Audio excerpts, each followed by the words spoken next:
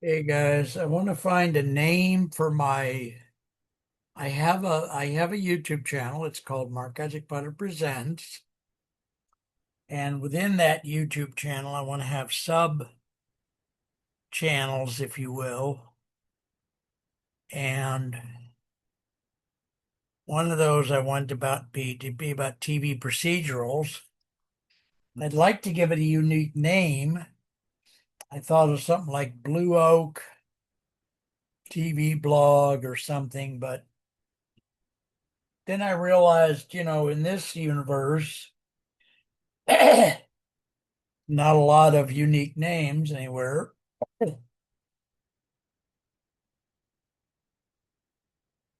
So I thought I would get a hold of AI. Usually I use Gemini, but not always, and ask what websites, if any, AI websites or otherwise, could give me some unique names based on something I say, like something about flowers or something about wildlife or like that. So, yeah. So let me go work on that. I'm going to record what I say to Gemini. I probably won't record what she says back this time, although I frequently do that, but I think I'll read back to you what she says. Okay, so let me do that. Get over here to Gemini.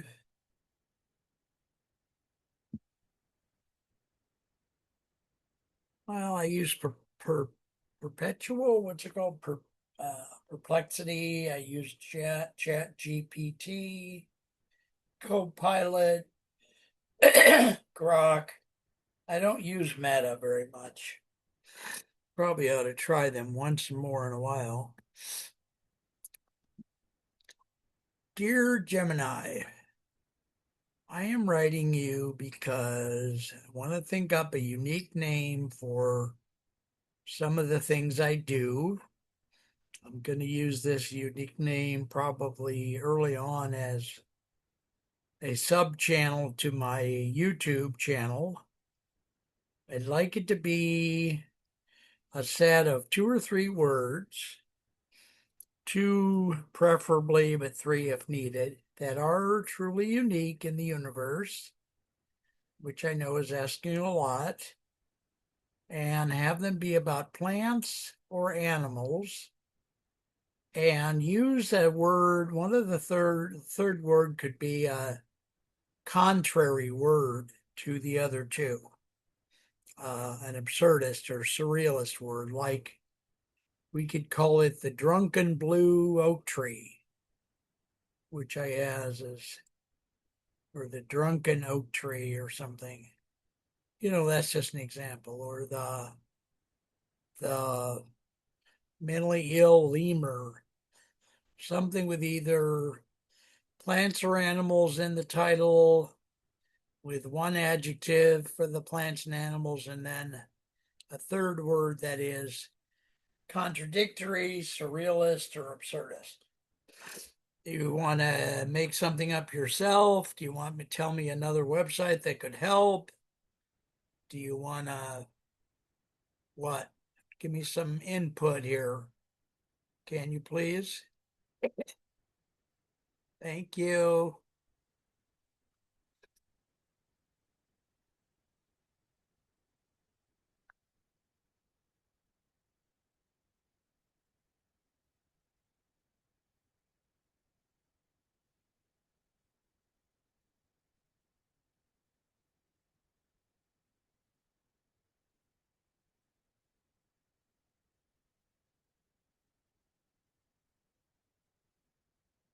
All right, so I'm going to read you guys her answer, although I think I'll put it in Gmail so I can, once I get it into Gmail, I can increase the size of the font. She gave a very long answer here. I don't know how much, whether I'll read it all or just break it up into 2 or 3 shows, because I know people's attention span is very, very short these days. Very, very, very short. All right. Mm. All right. Let me see here. Gotta, I gotta get this thing put into email. And then, by the way, speaking of email, an unconnected set of events, uh, my Microsoft email apparently is unpaid, so they've suspended it temporarily. And my Yahoo email, now bear in mind I've got 5 or 6 of each, but Yahoo email, one of them, I was told this morning that they got rid of it, deleted it because of non-use. And I didn't even think that was possible. I put a lot of things in there since about 2008, probably, that were attachments that were precious old writings that are now completely gone. It's a good thing I've lost 2 or 3 book length manuscripts over the years, so it's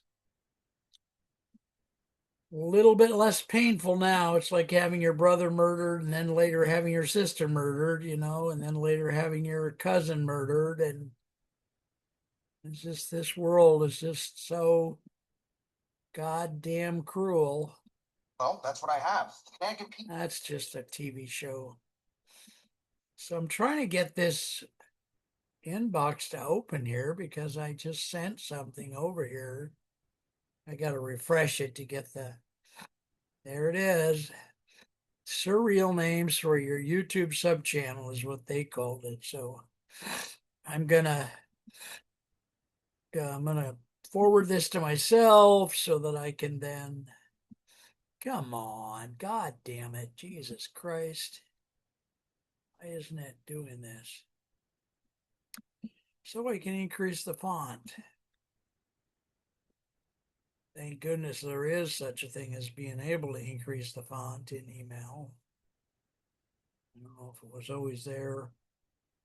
I don't remember, but sure was freaked out about that Yahoo thing this morning. I got to make sure, I guess I'm going to make a spreadsheet and make sure I sign in and out every 6 months or 3 months or whatever they want. I should try to get some of that done today, but I don't know if I will. All right, so surreal names for your YouTube sub channel. Here are some of the things that Gemini said. It's very long, so I probably won't read it all. All right, I love where your head is at. The best names usually live in the weird friction between science and nonsense. You want something that makes a viewer pause and think, wait, what did I just read? Since you're looking for something truly unique, kind of name that likely doesn't have a registered domain or crowded hashtag, we need to lean into juxtaposition. Here are a few surrealist biology names I've cooked up. Okay, good. Well, that's good. The agoraphobic sequoia, the giant of nature, is somehow afraid of the outdoors. The caffeinated willow, I like that one. That's good. I like that one. Formaldehyde fern, no thank you. Amnesic orchid. The word amnesic, I think, is not, it's a little too. All right, here's what she calls the zoological collection. Insomniac sloth, bureaucratic badger, existential axolotl, geometric grasshopper, truly weird, static electricity moss, submarine dandelion, architecture ant, telepathic truffle, I like that one. So I like telepathic truffle, and and it has the T alliteration. And then I also like this caffeinated willow. So that's good. So let's see here. So telepathic truffle. I think I'll write, maybe the name could be TV's telepathic truffle. How about that?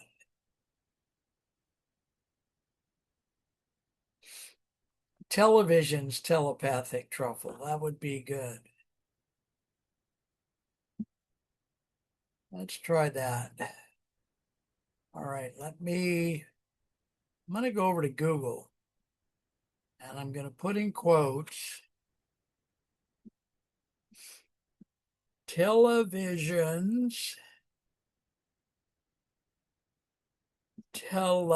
telepathic truffle.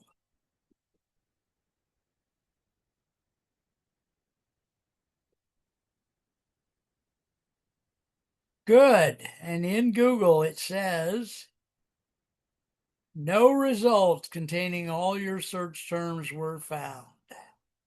Very nice. Good. We'll use that. All right. So now I'm going to have to create a show or two or three or five that introduce the idea of television's telepathic truffle.